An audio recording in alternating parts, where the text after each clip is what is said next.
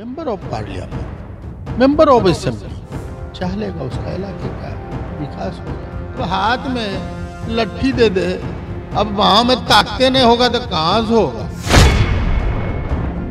सरकार विकास करना चाहती है, लेकिन आपके प्रतिनिधि कितना विकास कर सकते हैं। साल 2021 के अख्ताम के बाद अब हम 2022 में दाखिल हो चुके हैं। जो साल गुजरा है, ये साल सियासी एतबार से, समाजी एतबार से कितना अच्छा रहा और जो साल आने वाला है ये साल कैसा रहेगा, इन तमाम मौज़ूआत पे बात करने के लिए हमारे साथ मौजूद है राजद के कद्दावर लीडर व साबिक़ रुकन पार्लियामान जनाब सरफराज आलम साहब। पहले हम आपसे ये जानना चाहते हैं कि जो साल गुजरा 2021, 2020, 21 की बात करते हैं, ये साल आपके लिए कैसा रहा? आप इसको गुजरे साल को किस तरह से देखते हैं? राजनीति क्या? देखिए, हम लोग तो इसको सीमांचल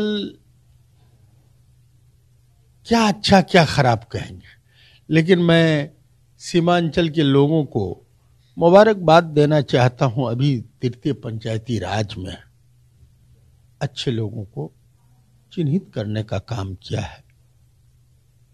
हमको लगता है एक बड़ी उपलब्धि है।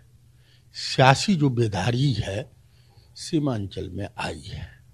अब कुछ गड़बड़ियां है तो मैं समझता हूं ज़्यादातर सीमांचल में हमारे पार्टी को, सेकुलरिज्म को और भाईचारा को और विकास को प्रायोरिटी दिया है।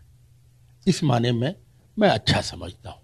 और ये जो साल का पहला दिन है, हमें लगता है कि ये सूझबूझ वाले तृतीय पंचायती जो चौखम्मा राज कहते थे, उसमें लोगों ने परिवर्तन किया है, अच्छे लोगों को चुनने का काम किया है। 2020 में तो आपका चुनाव नहीं हो सका था, लोगों ने आपको नहीं चुना।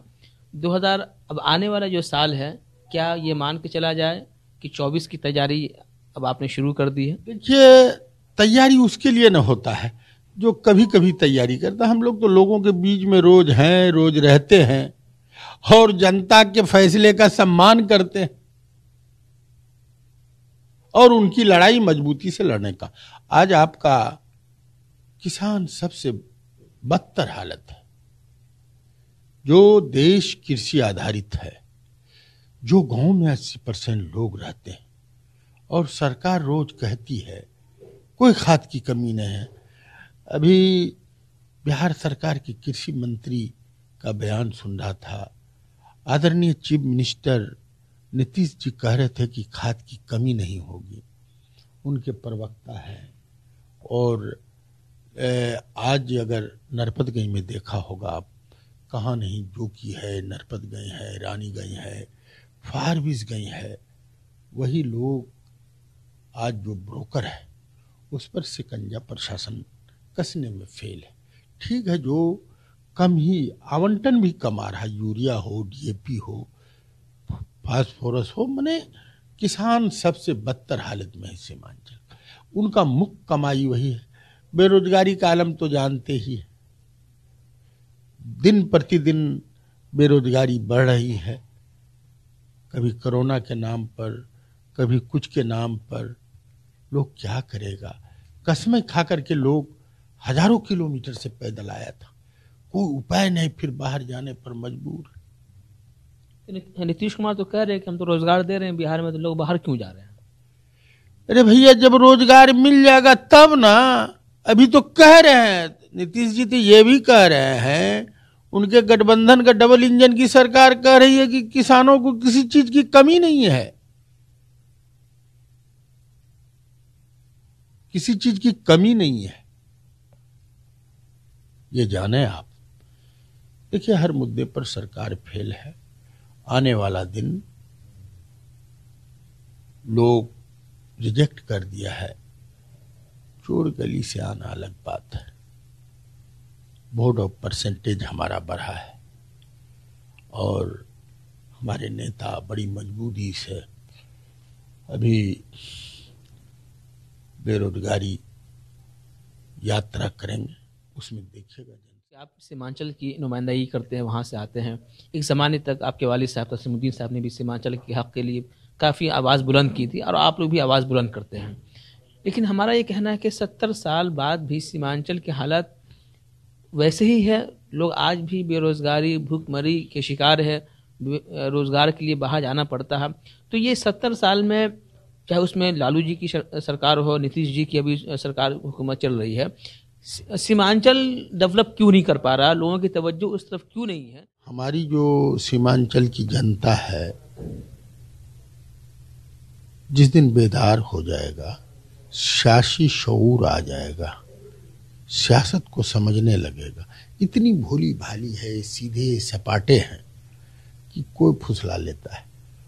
एक कारण वो भी है, सेंटिमेंट और जज्बात में सियासत नहीं होता, सियासत चिंतन और सोच से होता है। आपसे ये कहा जाए कि सरकार को आप बताइए कि सीमांचल में कौन कौन से ऐसे काम हैं तरक्की के मामले में जो नहीं हुए, जिस पर सरकार को ध्यान देने की ज़रूरत है? देखिए, जैसे भारत सरकार को मरहूम का बड़ा प्रोजेक्ट था, डीम प्रोजेक्ट था, रेल का 3 लाइन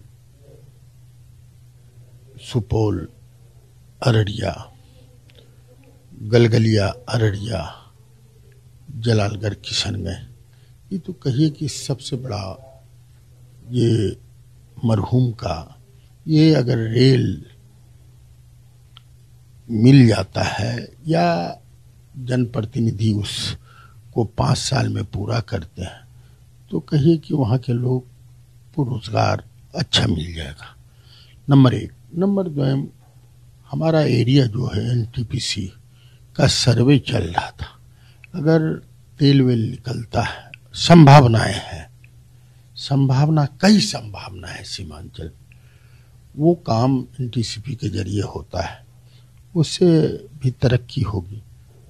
तीसरा, आपको सीमांचल का सबसे दुर्भाग्य कहा जाए कि इतनी नदियां हैं जाल की तरह, अगर उस नदी को सरकार मरहूम के कई बार पैसा, मैं खुद जब एमपी था उस प्रोजेक्ट में 800-900 करोड़ रुपया दिलाने का काम किया, वहीं तक थप गया।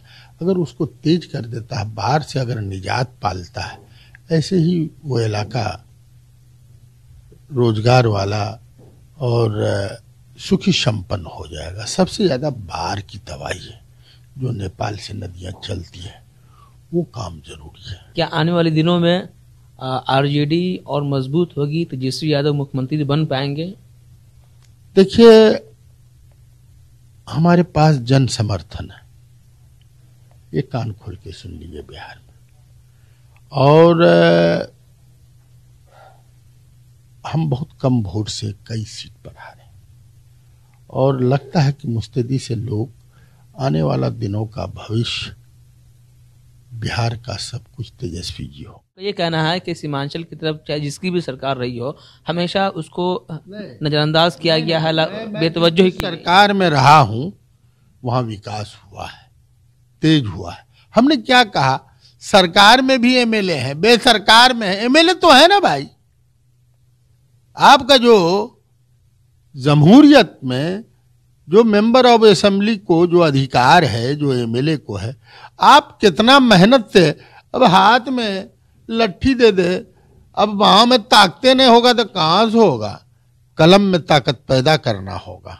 सिर्फ टीवी पर, बयानबाजी पर सीमांचल को ठगने का, आज उसी का ना नतीजा है। सरकार बनने नहीं दिया। सरकार के लोगों को चिन्हित करना होगा, जनप्रतिनिधि को जनता के सवालों पर खड़ा होना होगा, वो कमी है। तो ये था हमारे साथ जनाब सरफराज आलम, जिन्होंने साफ तौर से कहा कि आने वाले दिनों में सीमांचल का मुस्तकबिल बेहतर हो, इसकी उम्मीद जाहिर करते हैं, और ये भी कहते हैं कि वहाँ के जो नुमाइंदा है उनको अपनी जवाबदेही लेनी होगी। जवाबदेही से पीछे भागेंगे तो सीमांचल की विकास, सीमांचल का तरक्की नहीं हो पाएगा। ईटीवी भारत के लिए पटना से मैं आरिफ इकबाल।